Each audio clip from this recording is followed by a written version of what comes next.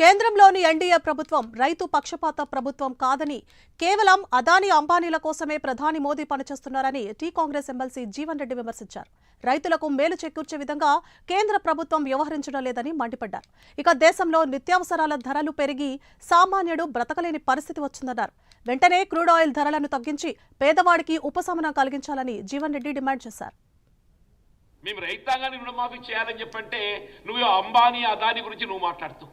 ఏ అంబానీ అదానీ సంక్షేమం గురించి వాళ్ళకు రుణమాఫీ చేస్తావు నువ్వు లక్షల కోట్లు. ఆ అంబానీ అదానీలా కల్పించే రాయితీలు ఏదైతుందో రైతాంగాన్ని కల్పించవయా. ఈ దేశాన్ని పట్టెడు అన్నం పెట్టేవాడు రైతు అని చెప్పంటున్నా. ఆ రైతు గురించి ఆలోచించు అని చెప్పంటున్నా. కేవలం నీకు ఎంతవరకు అంబానీ అదానీ ఆర్థిక నేరస్తులను అంటగాగుతూ వాళ్ళ ఆర్థిక పురోభివృద్ధి కోసం ఏదైతుందో తోడ్పడమే వీళ్ళు ఎన్డీఏ ఎజెండా లెక్క కనబడుతుంది అని చెప్పంటారు.